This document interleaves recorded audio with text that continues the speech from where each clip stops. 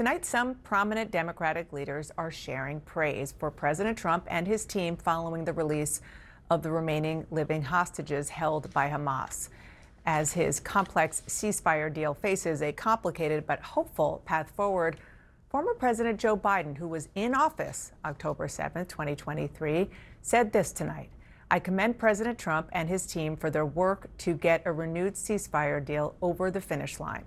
Former President Bill Clinton posted this: "President Trump and his administration, Qatar, and other regional actors deserve great credit for keeping everyone engaged until the agreement was reached." And from Senate Minority Leader Chuck Schumer, "I commend the enormous advocacy of the tireless hostage families, President Trump and his administration, and all who helped make this moment happen."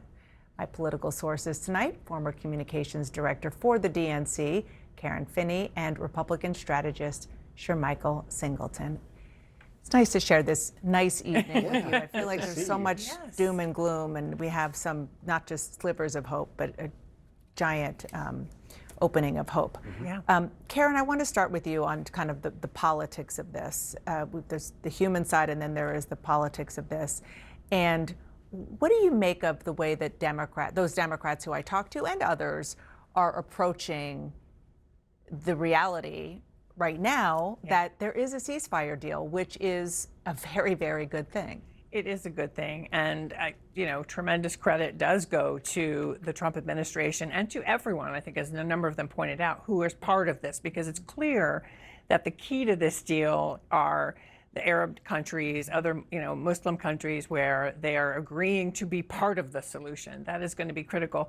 And I'll tell you, as somebody who was there on the South Lawn when Bill Clinton, for the famous handshake and the work that he tried to do, the question, I think now, it's a wonderful day, and it was wonderful to see people reunited with their loved ones. But politically, I think the question, and we'll see how much political capital President Trump will have to utilize in the days and weeks and years ahead to keep this peace, to hold it, because it's a 20-point plan, and we're on point 1 or 2, and so there's a lot of work that has to happen.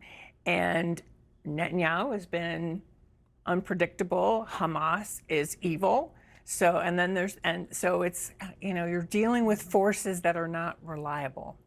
Yeah, I think Karen's 100% correct. And if you all recall, last year when your former boss, President Clinton, was campaigning for then Vice President Harris, he stated that he tried to broker He got peace. really close. Sure did. And the governing authorities at the time in Palestine, they weren't interested. They were not interested in wanting to have a brokered peace deal. And so I do think this is going to take a lot of work from the president and his administration. I know the American people don't like the idea of regime change. But to your point, Karen, which I think is a very solid one, how do you prolong peace if Hamas remains the governing authority of the region?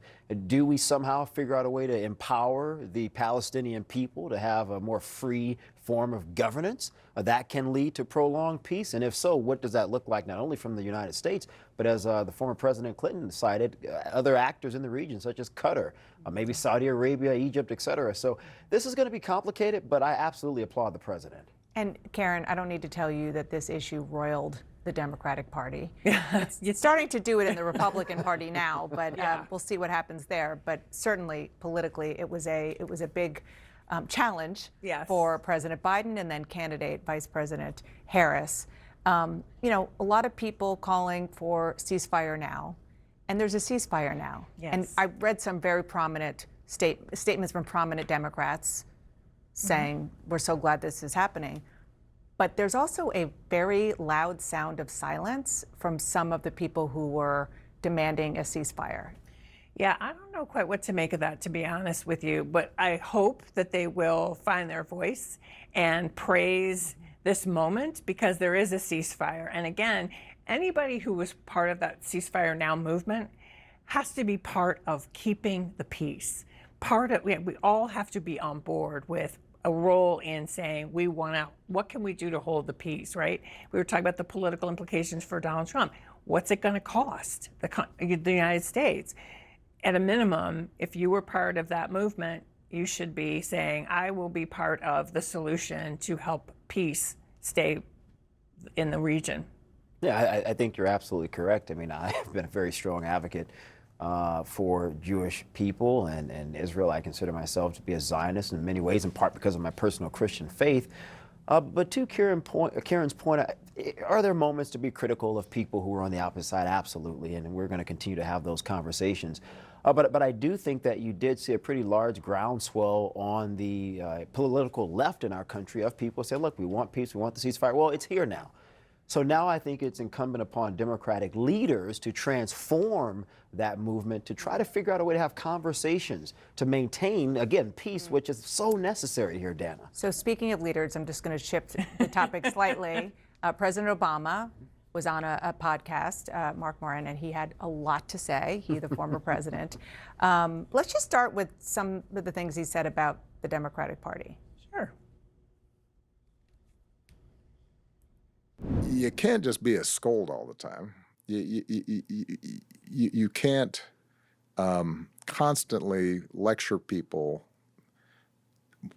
without acknowledging that you've got some blind spots too. And I think this was a fault of some progressive language, was almost asserting a holier-than-thou superiority that's not that different from what we used to joke about coming from, the right and the moral majority, and Right, with our this, way, and a certain fundamentalism about how to think about stuff that I think was dangerous. Okay. Look, Democrats have been accused of talking down to people. I think part of the problem, though, is we stop talking to people after an election. We tend to, there's a lot of communication during an election year, and then it kind of dips down. And people don't hear from us. That's part of why, in so many communities, particularly the Black communities, we say, don't just show up 6 weeks before an election. And so to my mind, that's the bigger problem. I'll let former President Obama and his team sort out the talking down to people of it all. I think as a party, as the person who was the architect of 2006 wins, we got to talk to people all the time. He didn't just, that was like maybe the one thing he said about Democrats. Most of what he said, Shermichael, was about your party and the president, really saying you can't just be scared if you don't agree or let him meaning President Trump, from the perspective of Obama, trample on rights, et cetera. You got to be out there and really encourage people not to stay silent. Sure, look, I intellectually understand why there's resonance with that message on the ideological left. However, I would argue that the slew of victories from Trump would suggest that that messaging isn't resonating with the American people broadly speaking. And I think in part is because of something that the former president just stated about the plight of Democrats and their inability to articulate things that matter at a human-based level to everyday people. And until they figure that out, that the fascism, authoritarianism that may work in intellectual circles, it's not moving the needle with voters, though, I would argue. We're out of time. Is this prediction on the shutdown and when it's going to end? I actually am a little bit surprised that we're still here. And the fact that we're here means it could be I think long. It's when the president chooses to bring people to the table to cut a deal, as he in 2013 accused Barack Obama of needing to do. He should listen to his own words. I would disagree here with my friend Karen, but I would say Republicans are open to negotiating. Let's just open up the government first. All right. Thank you both. Nice Thanks, to see Dana. you.